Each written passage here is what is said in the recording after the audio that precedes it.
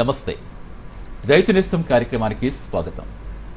ఈనాటి అంశం వర్షాకాలంలో పశువుల ఆరోగ్య పరిరక్షణలో రైతు సోదరులు తీసుకోవాల్సిన చర్యలు. ఈ అంశానికి సంబంధించి మనకు వివరించేందుకు మనతో పాటు ఉన్నారు డాక్టర్ బి జనార్దన్ రావు గారు, సహాయ సంచాలకులు, ఏరియా పశువైద్య కళాశాల, నర్సాపూర్, మెదక్ జిల్లా. నమస్తే జనార్దన్ రావు గారు.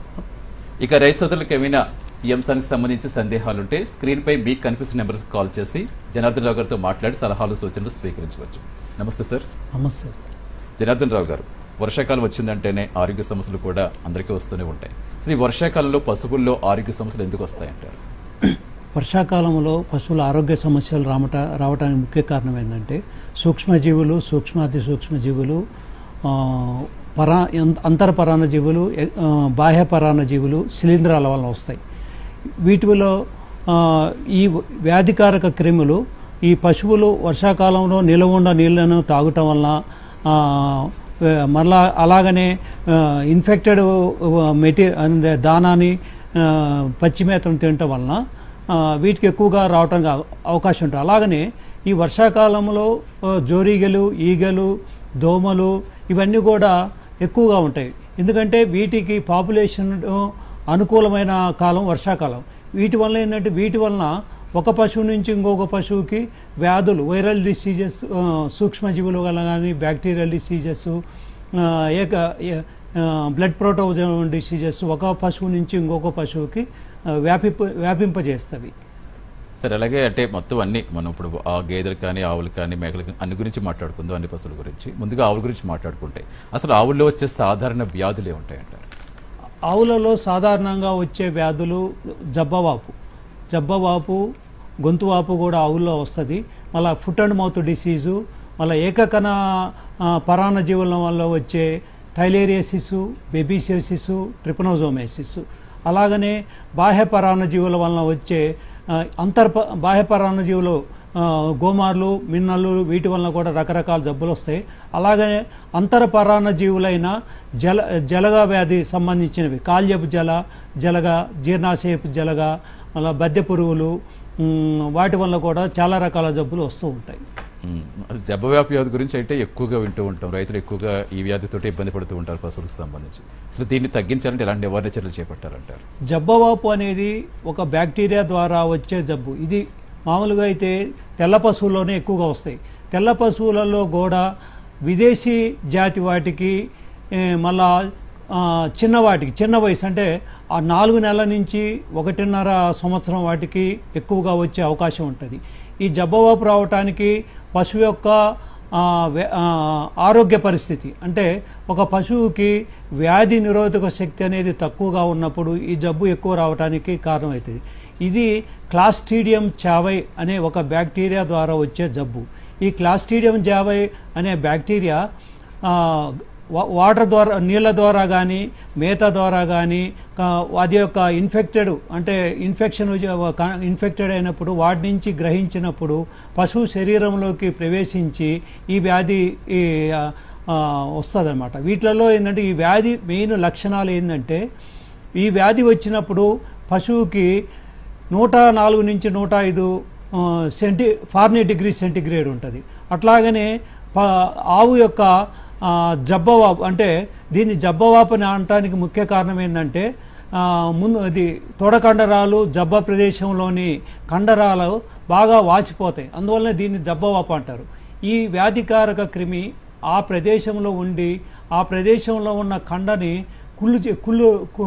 కుళ్ళు చేయటానికి ఉపయోగపడతాయి. అలాగనే మనము ఆ ప్రదేశంలో మనము నొక్కినప్పుడు ఒక విధమైన సౌండ్ వస్తుంది, దాన్ని క్రిప్టేటింగ్ సౌండ్ అంటారు. ఈ జబ్బవాపు వచ్చినప్పుడు పశువులు అసలుకి మేత తినవు, నెమరి వేయవు, ముక్కులెమ్మటి, కళ్ళెమ్మటి స్రవాలు స్రవిస్తూ ఉంటాయి. ఒక కాలు ఏంటంటే ఒక కాలు పైకి ఎత్తి పెట్టుకొని ఉంటాయి, ఒక బాగా సివియర్గా ఉన్నప్పుడు 2 కాళ్ళు కూడా పైకి పెట్టుకొని ఉంటాయి. ఇది చివరికి ఏంటంటే వ్యాధి లక్షణాలు బయటపడ్డ తర్వాత సరైన సమయంలో వైద్యము చేయించకపోతే పశువు చనిపోయే అవకాశం ఉంటుంది. ఈ వ్యాధి వచ్చినప్పుడు వ్యవసాయానికి ఉపయోగించే ఎద్దులు వీటిలలో అసలుకి పనికి రాకుండా పోతవి. ఈ వ్యాధి ఏంటంటే బ్యాక్టీరియల్ జబ్బు కాబట్టి వీటికి చికిత్స అనేది ఉన్నది. ఈ చికిత్స కూడా మనము వెంటనే రైతుకు అందించినప్పుడే మనము ఆవుని సేవ్ చేయగలం. దీనికి ఏంటంటే పెన్సిలిన్ ఇంజెక్షన్లు మాత్రమే వాడాలి.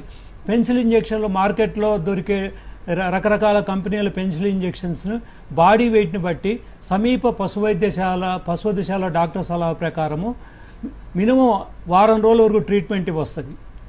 ఈ టైంలో ఏంటంటే పశువు ఆహారాన్ని ఏమి తీసుకోదు కాబట్టి దానికి నార్మల్ సెలైన్ ఇవ్వాలి.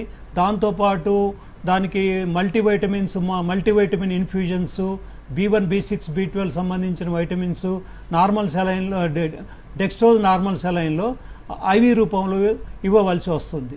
అంటే సరే ఈ జబ్బవాపు వ్యాధి అనేది వర్షాకాలంలోనే ప్రధానంగా వస్తుందని చెప్పుకోవాలా? అంటే ఎప్పుడైనా సరే ఈ వ్యాధులు బారిన పడే అవకాశం ఉంది? ఈ వ్యాధి జబ్బవాపు వర్షాకాలంలోనే ఎక్కువగా వచ్చే అవకాశం ఉంటుంది. ఎందుకంటే మిగతా కాలంలో, వేసవి కాలంలో ఎందుకంటే ఈ బ్యాక్టీరియా ఏంటంటే మల్టిప్లై కావటం అనేది ఆ కాలంలో తక్కువ ఉంటుంది. వర్షాకాలంలో ఈ క్లాస్ట్రీడియం చావై అనే బ్యాక్టీరియా ఈ వర్షాకాలంలో ఎక్కువగా ప్రొలిఫరేట్ అయ్యి దానికి మళ్ళా ఇది వాటర్ ద్వారా దానా ద్వారా సంక్రమించే అవకాశం ఎక్కువగా ఉంటుంది. సరే, అలాగే అంటే ముందుగా ఇప్పుడు గతంలో కాదు, ఇప్పుడు అన్ని టీకాలు ముందుగా వస్తున్నాయి కాబట్టి కొంచెం టీకాలు మీరు చెప్పినట్టుగా ముందు జాగ్రత్తలు తీసుకుంటే ఏమన్నా దీన్ని రాకుండా చేసే అవకాశం ఉంటుందా? జబ్బవాపుకి ఇది బ్యాక్టీరియల్ డిసీజ్ అయినా కానీ వీటికి మన డిపార్ట్మెంట్ ద్వారా ఎవ్రీ ఇయర్ ఇప్పుడు మనం తొలకరి వర్షాలు స్టార్ట్ అయ్యే ముందు వీటికి మేము టీకాల కార్యక్రమం చేయటం ప్రజెంట్ మేము ఆ టీకాల కార్యక్రమం జరుగుతుంది. ఈ వ్యాక్సిన్ అనేది 2 ml సబ్క్యూటేనియస్గా ప్రతి పశువుకి ఇస్తాము. వ్యాక్సిన్ ఇచ్చిన తర్వాత 7 నుంచి 12 రోజులకి వ్యాధి నిరోధక శక్తి డెవలప్ అవుతుంది. అందువల్ల ఏంటంటే ఈ జబ్బు వచ్చినప్పుడు మెయిన్ ఏంటంటే ఇవన్నీ అంటువ్యాధులు. ఈ అంటువ్యాధులు వచ్చినప్పుడు సపరేట్గా వాటిని పెట్టి వేరే వాటికి సోకకుండా ఐసోలేషన్ చేసి ఉంచితే వేరే వాటికి సంక్రమించకుండా మనము జాగ్రత్త తీసుకున్న వాళ్ళం అవుతాము. సరే, గేదెల విషయానికి వస్తే అసలు వర్షాకాలంలో గేదెలు ఏ వ్యాధులు బారిన పడతాయంటారు? వర్షాకాలంలో గేదెలు కూడా జబ్బవాపు అనేది గేదెలకు కూడా వస్తుంది. బట్ అయితే గేదెలలో వీటికి కొన్ని స్పీసీస్ స్పెసిఫిక్ అంటారు. దీనివల్ల ఏంటంటే జబ్బవాపు అది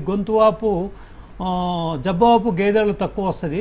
గొంతువాపు ప్లస్ గాలికుంటు మళ్ళా నీకు బెబీసియోసిస్ ఏకకణ రక్తపరాణ బ్లడ్ ప్రోటోజోమ్ డిసీజ్ అయిన బెబీసియోసిస్, ట్రిపనోజోమియాసిస్ ఇవన్నీ గేదెలలో కూడా వస్తాయి. మళ్ళీ అలాగనే ఈ వర్షాకాలంలో పొదుగువాపు కూడా ఎక్కువగా రావడానికి ఆస్కారం ఉంటుంది.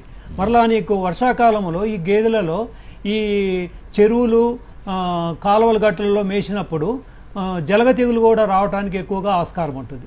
సరే, ఒక్కొక్క వ్యాధి గురించి మనం మాట్లాడుకుంటే గొంతువాపు వ్యాధి ఎక్కువగా గేదెలు వీటి బారిన పడి ఎక్కువగా ఇబ్బంది పడుతూ ఉంటాయి. అసలు గొంతువాపు వ్యాధి తగ్గించాలంటే ఎలాంటి నివారణ చర్యలు తీసుకోవాలంటారు? గొంతువాపు అనేది ఇది ప్లాస్ట్రీడియం మల్టోసిడా అనే బ్యాక్టీరియా వలన వస్తుంది.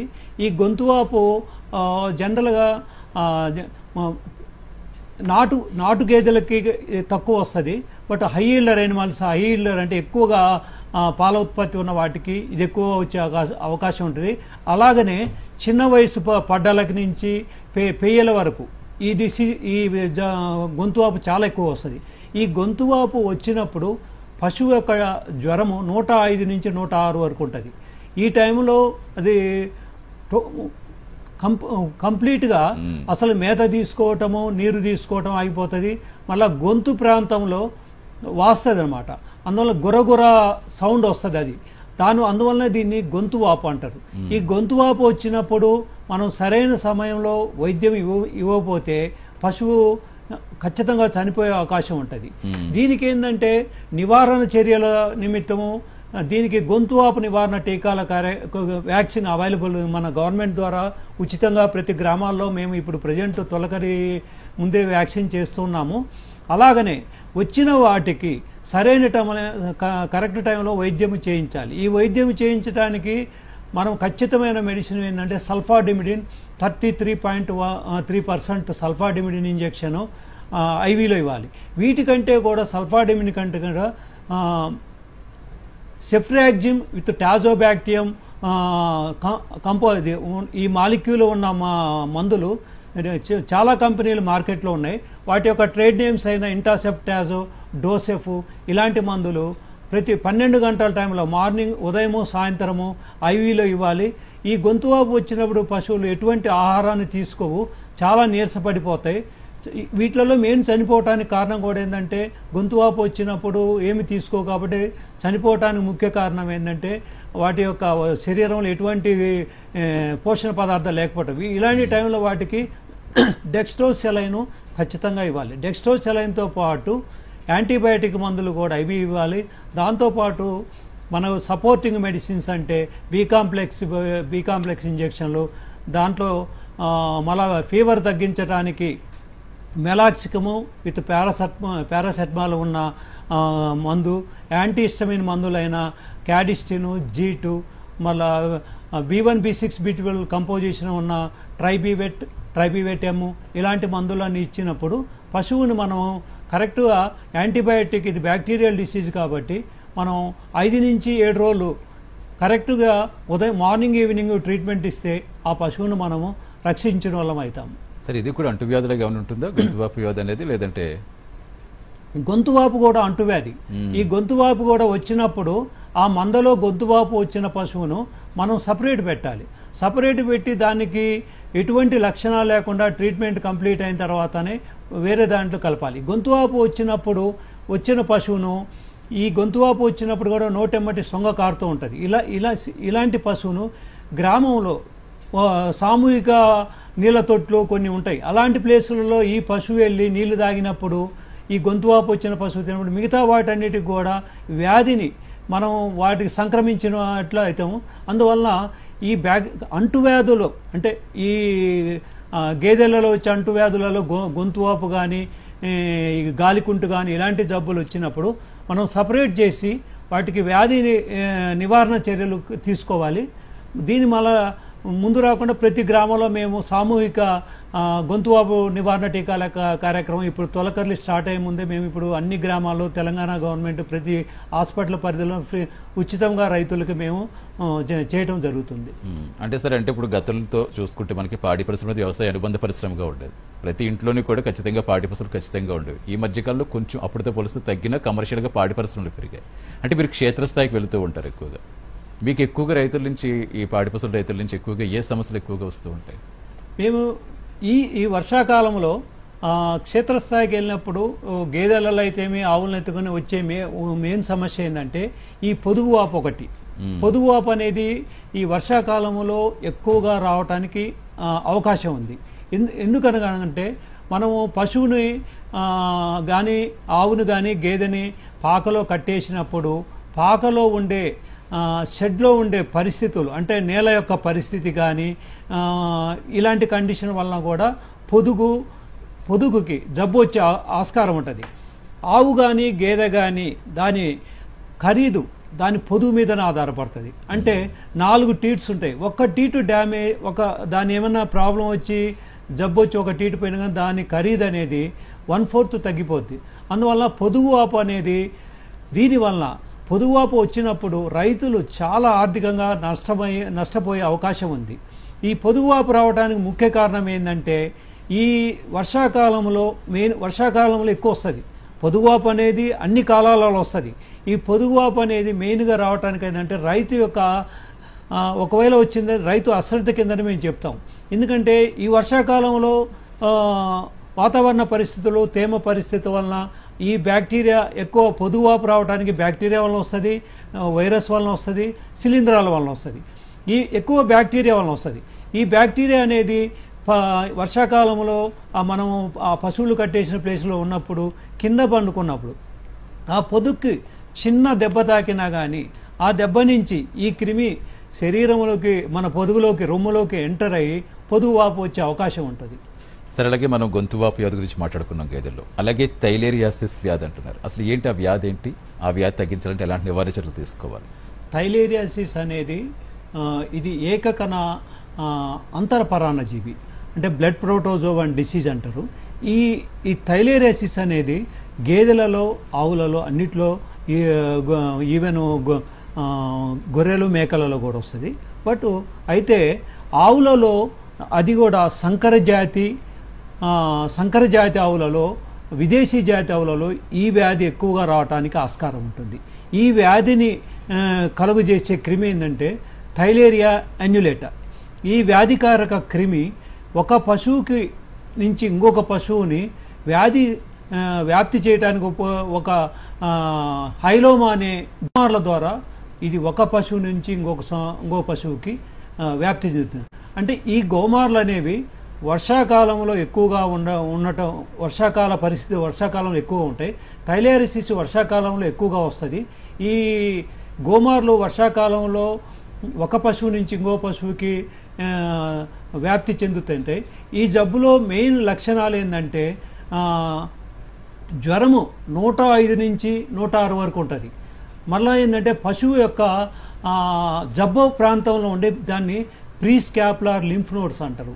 ఆ లింఫ్ నోడ్స్ చాలా స్వెల్లింగ్ ఉంటాయి. పశువు ఈ పరిస్థితులలో అసలు నెమరి వేయటం ఉండదు, నోటెమ్మటి ముక్కెమ్మటి స్రవాలు స్రవిస్తుంటాయి. 20 లీటర్లు ఇచ్చే ఆవు కూడా ఈ థైలేరియాసిస్ వచ్చిందంటే 0 పడిపోతుంది.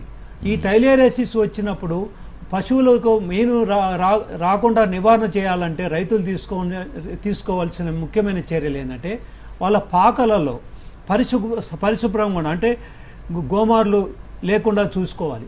ఈ గోమార్లు లేకుండా చూసుకోవాలంటే పశువు మీద కానీ పాకలలో కానీ సైపర్మెత్రిన్, డెల్టామిత్రిన్, ఎమిట్రాజ్ మందులు ఉన్న బ్రాండెడ్ కంపెనీస్ని ఒక 5 లీటర్ల ఈ మందుని 1 లీటర్ వాటర్లో కలిపి పశువు మీద కానీ పాకలలో కానీ పిచికారీ చేసినట్టయితే ఈ గోమార్లని మనం చంపితే సగం వ్యాధిని నిర్మూలించడం అవుతుంది.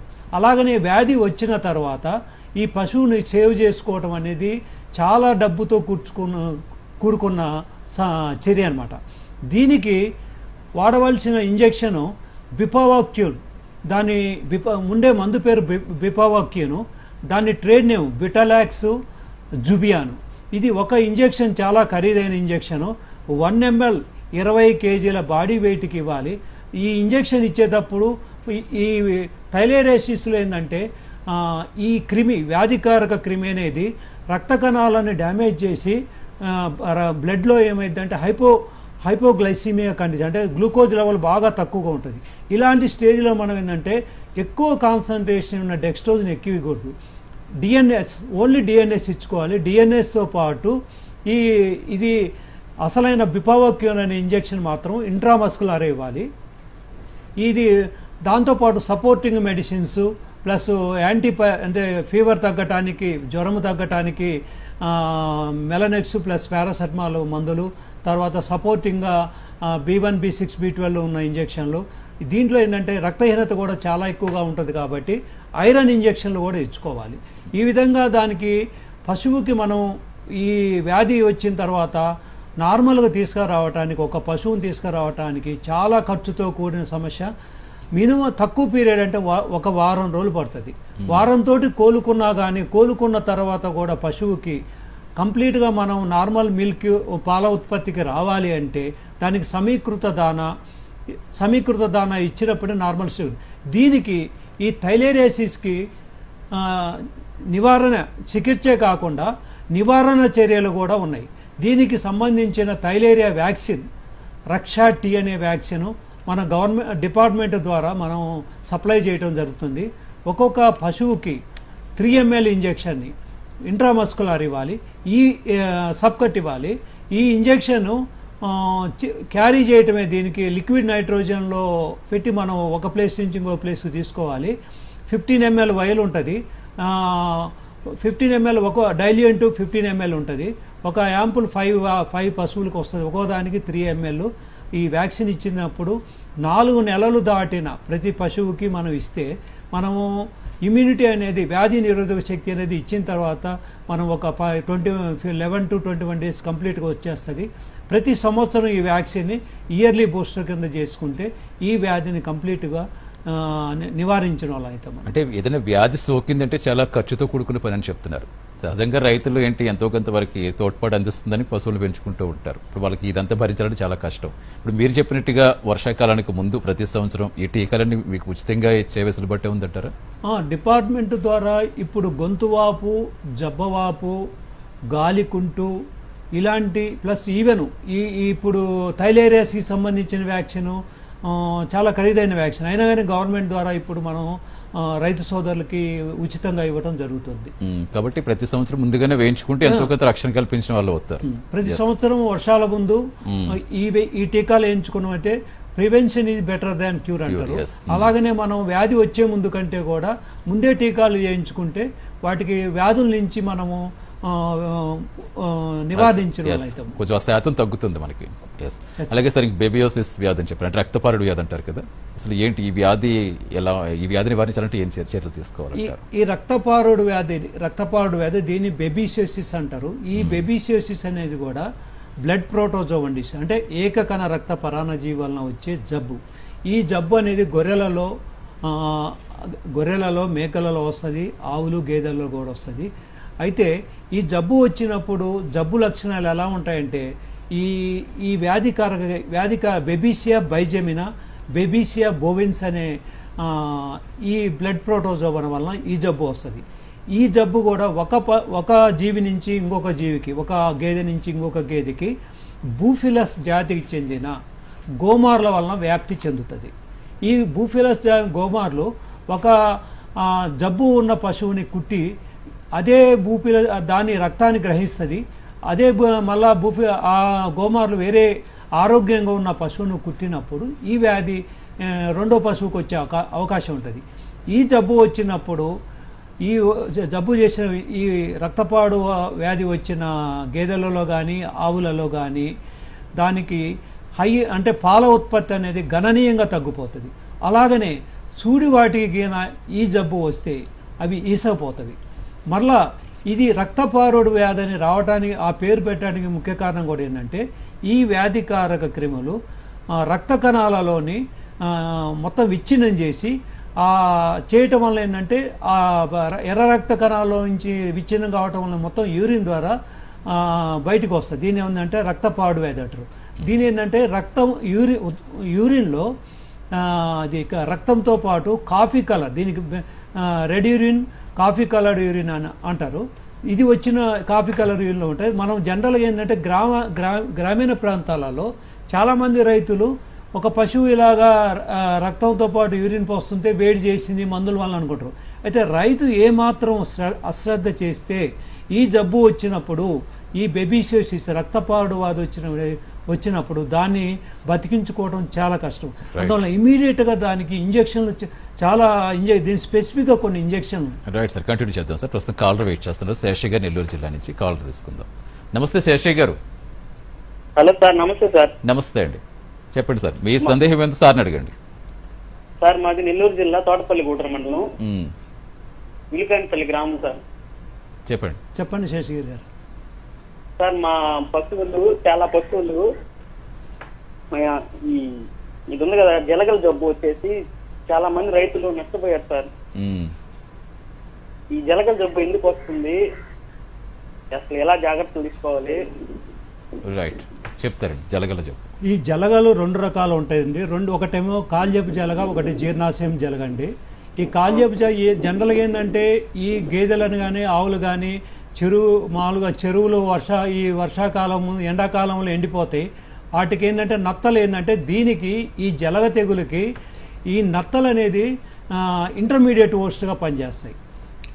మనం ఒక వ్యాధికారక ఇప్పుడు జలగ తెగులు వచ్చిన ఆవు కానీ గేదె కానీ విసర్జించిన పేడలో ఈ ఎగ్స్ ఉంటాయి. ఆ ఎగ్స్ ఈ జలగ నుంచి మళ్ళా పశువుకు రావడానికి మొత్తం 50 రోజులు పడుతుంది. ఈ టైంలో ఏంటంటే జలగ తెగులు మనం కంట్రోల్ చేయాలంటే మెయిన్ రైతు సోదరులు ఆ గ్రామాల్లో సామూహికంగా మనం ఏం చేసుకోవాలంటే చెరువుల గట్ల మీద మేపకుండా చూసుకోవాలి. చెరువు గట్ల మీద మేపొద్దు, గుంటల దగ్గర ఎక్కడ నిలువ ఉన్న ప్రదేశాల్లో మేపవద్దు. ఏంటంటే ఈ సర్కేరియా అనే లార్వా స్టేజీ మళ్ళా పశువులోకి పోద్ది. మనం నత్తలను ఏంటంటే కంట్రోల్ చేసినప్పుడు ఈ సైకిల్ని మనం కంప్లీట్గా బ్రేక్ చేసిన పడతాం. ఒకవేళ ఈ జలగ తెగులు వచ్చినప్పుడు మనం రైతు సోదరులు తీసుకోవాల్సిన కొన్ని డీవార్మింగ్ మెడిసిన్స్, జలగకు ప్రత్యేకంగా వాడే ఆక్సిక్లోజనైడ్ మందు. ఆక్సిక్లోజనైడ్ ఈ మందు ఖచ్చితంగా తాపించాలి. తాపిస్తే ఏంటంటే జలగ మందు ఖచ్చితంగా అది జలగ తెగులు నివారణ వస్తుంది. దీంతోపాటు క్లోజెంటల్ మందు కూడా తాపిస్తే కూడా ఈ 2 మందిట్లో ఏదో ఒకటి తాపించినా కానీ జలగ తెగులు నివారించవచ్చు. మెయిన్ ఏంటంటే మనం ఆ గ్రామాల్లో సంబంధించిన రైతులందరూ సామూహికంగా చెరువు గట్ల మధ్యలో చెరువు ప్లేస్లలో ఈ మైలతుత్త ద్రావణం కాపర్ సల్ఫేటు మనము గిన చల్లుకుంటే ఈ నత్తలు ఏంటంటే పాపులేషన్ మనము కంట్రోల్ చేసినప్పుడు కూడా ఈ జలగ తెగులు రాకుండా ఉంటుంది. Right sir. శశి గారు, హలో సార్. ఇంకేమైనా డౌట్స్ ఉన్నాయండి? సార్ అదే మేము 6 నెలలకు ఒకసారి కూడా మందులు పోస్తాం సార్, జలగల మందు పోస్తాం. జనవరిలో మొదలు పెట్టామంటే మళ్ళీ జూలైలో మళ్ళీ జలగల మందు పోస్తాం సార్. అంటే ఇప్పటికీ మిమ్మల్ని ఆ వ్యాధి వేధిస్తుంది పశువుల్ని? అయినా కానీ మొన్న క్యాంప్ పెట్టారు సార్. మొన్న జేడీ గారు వచ్చేసి మా గ్రామంలో క్యాంప్ పెట్టారు. క్యాంప్ పెట్టిన తర్వాత అక్కడికి వెళ్ళి ఉచితంగా మేము అందరికి జలగల మందు పోతున్నాం. జలగల మందు తీసుకున్న తర్వాత రైట్, కాల్ కట్ అయినట్టుంది. అంటే సార్, అంటే ఏరియా మొత్తం అలా రావడానికి అంటే ఏంటి ప్రధాన కారణం ఏమైనా ఉంటుందా? చాలా పశువులు ఆ జలగల బారిన పడుతున్నాయంటే ఏం చూసుకోవాలి? అంటే ఆ గ్రామంలో ఈ జలగ తెగులు రావడానికి కారణం ఏంటంటే ఎక్కువ ఆ ఏరియాలో ఇన్ఫెక్టెడ్ ఈ వ్యాధి వచ్చిన జలగ తెగులు పశువులు ఎక్కువ ఉంటాయి. అంటే మెయిన్ ఏంటంటే చెరువు గట్టు ప్రదేశాల్లో ఈ ఎండాకాలంలో ఎక్కువ చెరువుగట్ల ప్రదేశాలు ఏంటంటే నత్తలు అది వాటర్ అయిపోతాయి, బయటకు వచ్చి అక్కడ ఉన్న గడ్డిలో వాటికి ఎగ్స్ ని మళ్ళా విసర్జిస్తాయి అనమాట. అంటే సర్కేరియా స్టేజ్ ఉన్న వాటిని లార్వాన్ని బయటకు వదులుతాయి. మళ్ళీ అవి పశువులు తీసుకున్నప్పుడు ఆ సైకిల్ జరుగుతూ ఉంటది అన్నమాట. అంటే సమ్మర్ లో ఎక్కువగా వ్యాధి వస్తుంది, సమ్మర్ లో వేసవికాలంలో ఎక్కువగా వచ్చే అవకాశం. వేసవికాలం పోయి వేసవికాలం పీరియడ్ లో ఈ సైకిల్ జరుగుతూ ఉంటది. మళ్ళా తొలకరి వర్షాలు పడ్డప్పుడు గడ్డి మొలుస్తుంది. ఆ గడ్డిలో ఏంటంటే ఈ ఇన్ఫెక్టెడ్ లార్వల్ స్టేజ్ ఉండటం వల్ల పశువులు తినటం వల్ల జలగ వ్యాధి వస్తుంది. ఈయన రైతు శేషగిరి గారు చెప్పినట్టు ఈయన ఆ విలేజ్లో ఏంటంటే 6 నెలలకు ఒకసారి కాదండి, మనం జలగ తెగులు వచ్చిందంటే 3 నెలలకు ఒకసారి ఖచ్చితంగా మళ్ళా మనం జలగ మందు తాపించుకోవాలి. సామూహికంగా అందరు ఒకేసారి జలగ మందు తాపించాలి. ఆ విలేజ్ లో కొంతమంది తాపించి మళ్ళీ కొంతమంది తాపించలేదనుకోండి, వ్యాధి నిరోధక కొన్ని మళ్ళా జలగ ప్రాబ్లం ఉన్న వాటికి మళ్ళా అవి ఆ పేడలో ఆ ఎగ్స్ ఉండటం వల్ల కూడా మళ్ళీ సైకిల్ ఇట్లా రొటేషన్ అవుతూ ఉంటుంది. సామూహికంగా విలేజ్ లో 6 నెలలకు కాకుండా ప్రతి 3 నెలలకు ఒకసారి జలగ వ్యాధి నివారణ మందులు ఈ ఆక్సిక్లోజనైడ్ కానీ ప్లస్ క్లోజెంటల్ మందులు తాపించుకుంటే ఈ జలగ తెగులు మనం నివారించవచ్చు. అలాగే పశుగ్రాసాలు తిన్న వస్తుంది కాబట్టి అక్కడ కూడా చర్యలు తీసుకోవాలంటారా?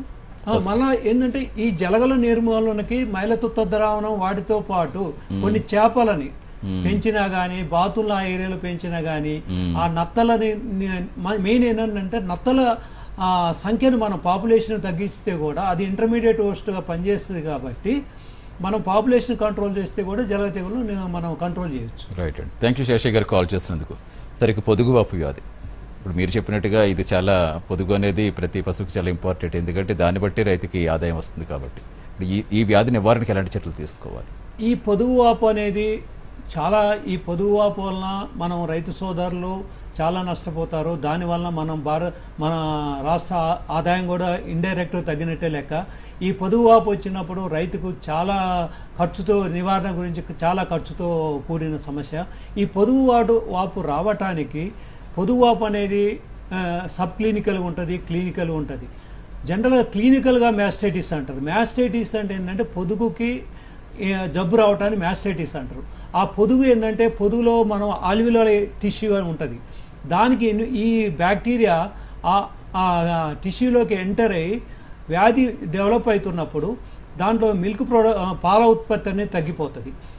దీనికి ఏంటంటే 4 పశువుకి పొదుగులో 4 చన్నులు ఉంటాయి. ఒక్కొక్కసారి ఏంటంటే ఒక చన్నుకు వచ్చినప్పుడు రెండో దానికి రావాలని లేదు, ఒకే చన్ను ప్రాబ్లం వస్తుంది. ఇప్పుడు మనం పొదుగువాపు వచ్చినప్పుడు రైతులు తీసుకోవాల్సినవి మనం ఏంటంటే జనరల్గా పొదుగువాపుకి బాగా పనిచేసే యాంటీబయాటిక్, దీనికి ఏంటంటే మెయిన్ యాంటీబయాటిక్స్ ట్రీట్మెంట్ ఇవ్వాలి. యాంటీబయాటిక్లలో రకరకాల యాంటీబయాటిక్లు ఉంటాయి. జనరల్గా అయితే నేనైతే ఏం చెప్తానంటే ఒక ఏరియాలో ఒక హాస్పిటల్ ఏరియాలో మనం పొదుగువాపు వచ్చినప్పుడు నేను చేసే విధానం ఎలా ఉంటుందంటే నా అనుభవంతో ఆ ఏరియాలో ఒక కేసులో వచ్చినప్పుడు వాటిని మిల్క్ శాంపుల్ కలెక్ట్ చేసి నేను యాంటీబయోటిక్ సెన్సిటివిటీ టెస్ట్ అని చేపిస్తాను. దాన్ని బట్టి ఆ ఏరియాలో ఏ యాంటీబయాటిక్ ఎఫెక్టివ్గా పనిచేస్తుందనేది తెలుసుకోవచ్చు. దాన్ని బట్టి నేను ఆ యాంటీబయాటిక్ 5 నుంచి 7 రోజులు ఇస్తాము. దాంతోపాటు పొదుగుకు సపోర్టింగ్ మెడిసిన్లు మ్యామిటాల్ కానీ మ్యాస్టిక్ ఎయిర్ ఇలాంటి సపోర్టింగ్ మెడిసిన్స్ ఇవ్వాలి.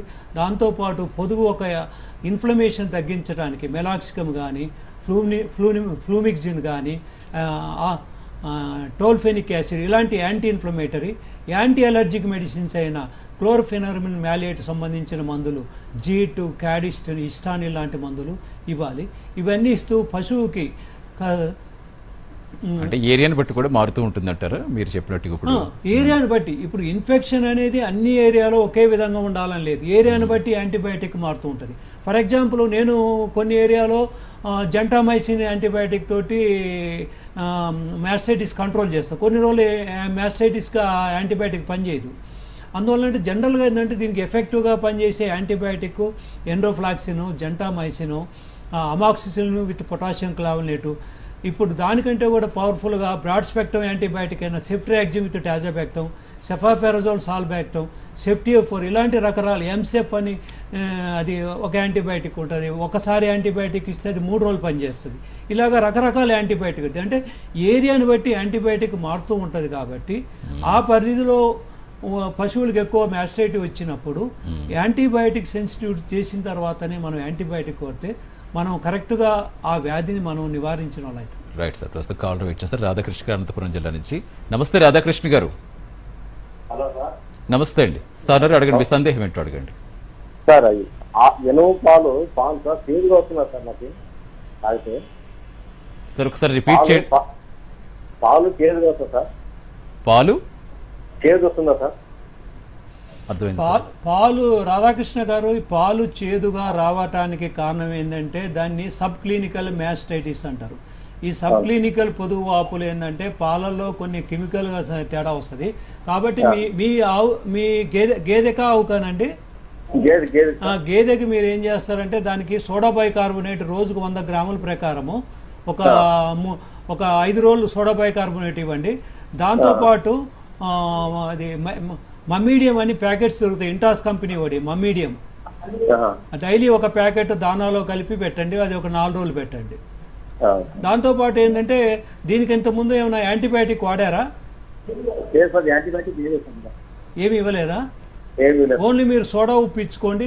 దీని చెప్పిన మమ్మీడియం లాంటి కొన్ని ప్యాకెట్స్ ఉంటాయి, డైలీ ఒక ప్యాకెట్ కింద 4 రోజులు ఇచ్చుకోండి, కంట్రోల్ అయి ఉండే అవకాశం. దీన్ని సబ్ క్లినికల్ మ్యాస్టైటిస్ అంటారు. 4 రోజులు పాటిస్తే సరిపోతుంది. రైట్ అండి. థ్యాంక్ యూ రాధాకృష్ణ గారు కాల్ చేసినందుకు. సరికి వర్షాకాలంలో ఎక్కువగా ఈ అంతర్పరాన్న జీవులు, బాహ్య పరాన్న జీవులు, అది గేదెలు కావచ్చు, మేకలు కావచ్చు, ఆవులు కానీ, గొర్రెలు కానీ ఎక్కడైనా సరే బాగా వేధించే సమస్య. ముందుగా అంతర్పరాన్న జీవుల గురించి మాట్లాడుకుంటే వీటి నివారణ ఎలా చేపట్టాలి? అంతర్పరాన్న జీవులు అంటే ఇప్పుడు మనం ఇంతకుముందు మాట్లాడినప్పుడు జలగ వ్యాధి. ఈ జలగ వ్యాధి అనేది చాలా విలేజ్లలో జలగ వ్యాధి వచ్చినప్పుడు రైతులు కానీ ఎస్పెషలీ జీవాలు ఉన్న వాళ్ళు చాలామంది ఆర్థికంగా చాలా నష్టపోయే అవకాశం ఉంది. ఈ జలగ వ్యాధి ఇంతకుముందు మనం మాట్లాడినట్టు ఈ జలగ వ్యాధి నివారణ గురించి చర్యలు తీసుకోవాలి. దాంతోపాటు మనం జలగ వ్యాధి నివారణ వచ్చినప్పుడు రైతులకు ఒక అవగాహన ఉండాలి. వచ్చినప్పుడు అది లక్షణాలు ఏంటి? జలగ వ్యాధి వచ్చినప్పుడు ఏంటంటే పేడ చాలా లూజుగా ఉండి ఆ పేడలో బుడగలు ఉంటుంది. దాంతోపాటు 2 ఇంటర్మాండిబులర్ రీజన్ అంటే మెడ దగ్గర అది నెక్కు దగ్గర ఏంటంటే నీరు పేరుకొని పోతుంది. మరలా 2 కాళ్ళ మధ్య కూడా అది బ్రిస్కెట్ ఏరియాలో కూడా నీరు బాగా ఉండి స్వెల్లింగ్ వస్తుంది. ఇది రావడానికి కారణం ఏంటంటే ఈ జలగలు ఏంటంటే కడుపులో ఉన్నప్పుడు ఆహార పదార్థాలను మనం పశువుకి ఇచ్చిన ఆహార పదార్థాలను వాటిని మొత్తం తినటం వల్ల హైపోప్రోటీనిమియా కండిషన్ వచ్చినప్పుడు ఇలాంటి ప్రాబ్లం వస్తుంది. ఇలాంటి వచ్చినప్పుడు మనం ఏంటంటే ఈ జలగ నివారణ మందులు అంటే ఆక్సిక్లోజనైడ్, క్లోజెంటల్ మందులు ఇస్తూ దాంతోపాటు డైయూరిటిక్ ఇంజెక్షన్లు అంటే లాసిక్స్ కానీ రెడీమా కానీ ఇంజెక్షన్లు ఇచ్చుకుంటే ప్లస్ మెలాక్సికము మెగ్లూడిన్ లాంటి ఇంజెక్షన్లు ఇచ్చుకుంటే ఒక 2-3 రోజులు ఇచ్చి ఉంటే ఖచ్చితంగా తగ్గిపోతుంది. జలగ నివారణ కూడా తగ్గిపోతుంది. అలాగే అంతర పరాన్నజీవులైన బద్దె పురుగులు,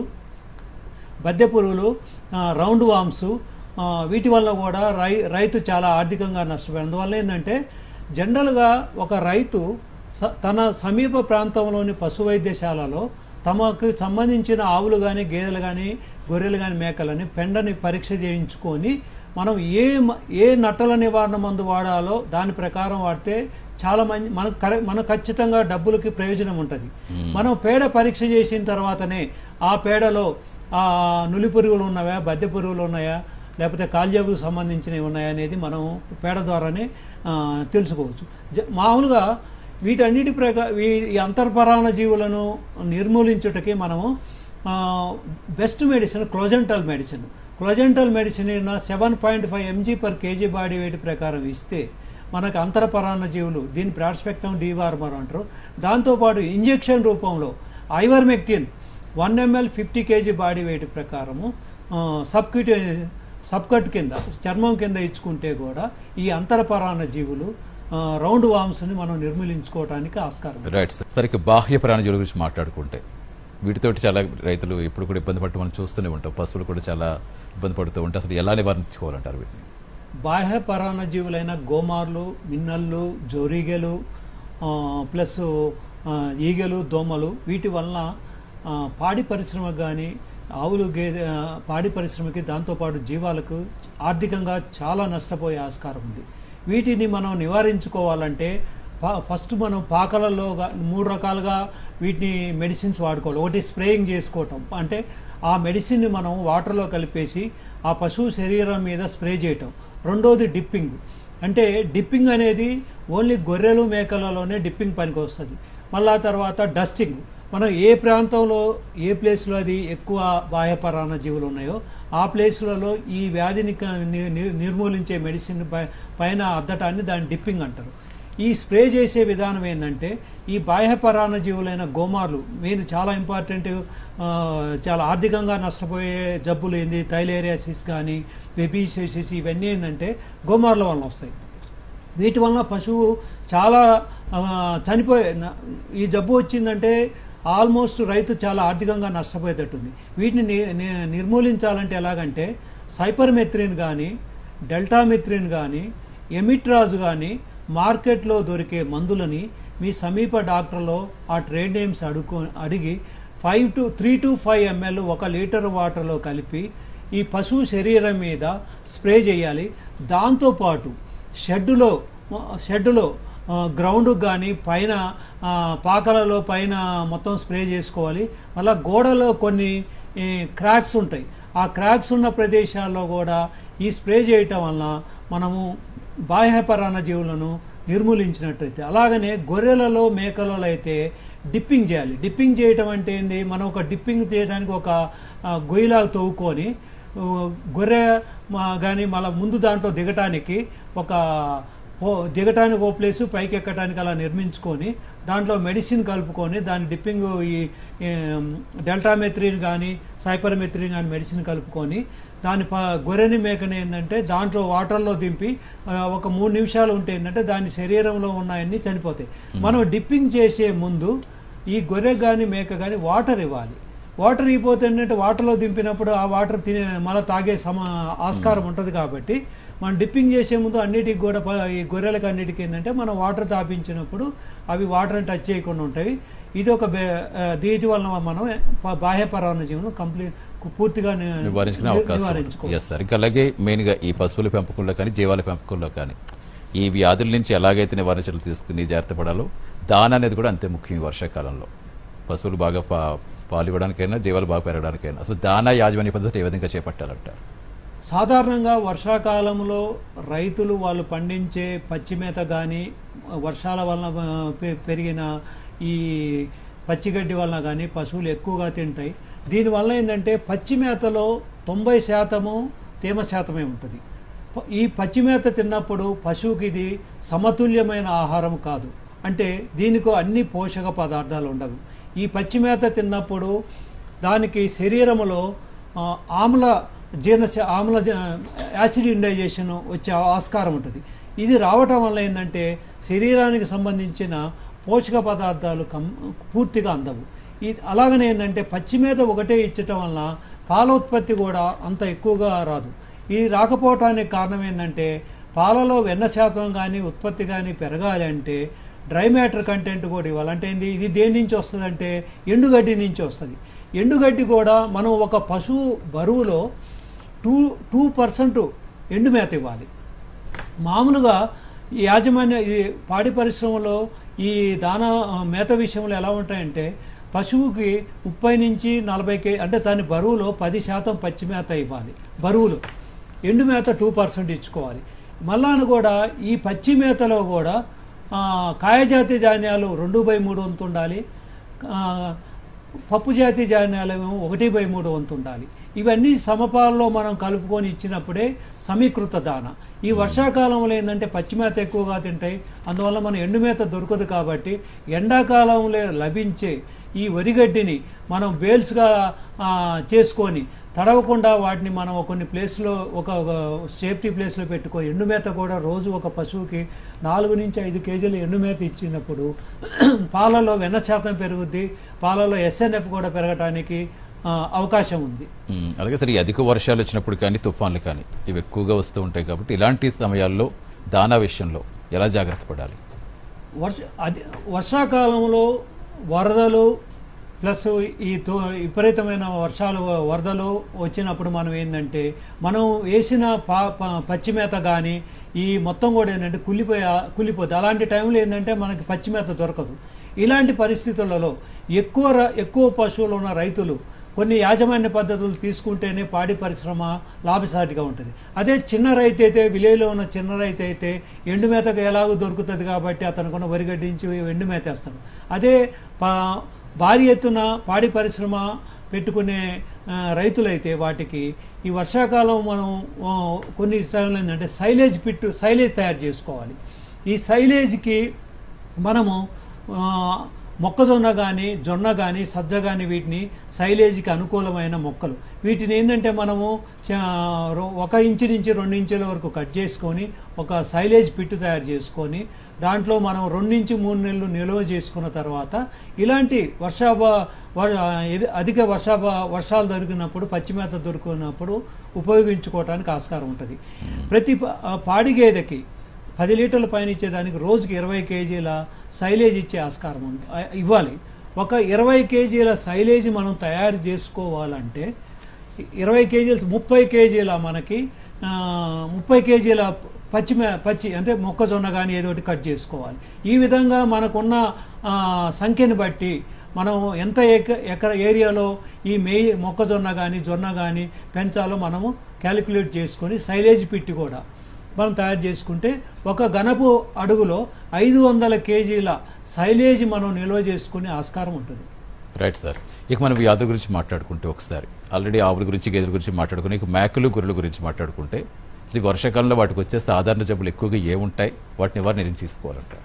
వర్షాకాలంలో గొర్రెలు మేకలలో ఎక్కువగా వచ్చే జబ్బులు అంటే ఒకటి పీపీఆర్ ఒకటి, ఈ పీపీఆర్ ఒకటి, బ్లూ టంగ్ ఎక్కువగా వస్తుంది. దాంతోపాటు చిటుక వ్యాధి కూడా ఎక్కువ వస్తాయి. మళ్ళీ బ్లడ్ ప్రోటోజోవల్ డిసీజ్ అయిన బెబీసియోసిస్, థైలేరియాసిస్ కూడా వస్తుంది.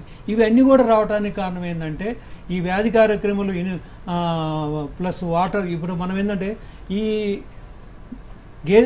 గొర్రెలు కానీ మేకలు కానీ పెంచే విధానం మనం జనరల్గా సాధారణంగా చాలా వరకు గ్రామీణ ప్రాంతాల్లో విస్తృత స్థాయి పద్ధతిలో గొర్రెలను పెంచుతూ ఉన్నారు. విస్తృత స్థాయి పద్ధతులు అంటే ఏంది, అతను సంచార జీవులాగా ఎక్కడ పచ్చి మేత ఉంటే ఆ ప్లేస్లకు వెళ్ళి ఇలా పోతూ ఉంటారు. అలాంటి ప్లేస్ అలా తిరగటం వలన ఆ ఏరియాలో వాటర్ ఎక్కడ పడితే అక్కడ తాపిస్తాడు. పచ్చి మేత కూడా వాటికి వ్యాధికారక క్రిములు ఎక్కువగా ఇన్ఫెక్షన్ ఉన్న కంటామినేటెడ్ అయిన పచ్చి మేతను తింటాయి. దీనివల్ల ఏంటంటే జబ్బులు ఎక్కువగా ఆస్కారం ఉంటుంది. వీటిలలో ఈ గొర్రెలలో ముఖ్యమైన అంటువ్యాధి చిటుక వ్యాధి అనేది గొర్రెలకి ఎక్కువ వస్తుంది, మేకలకు తక్కువగా వస్తుంది.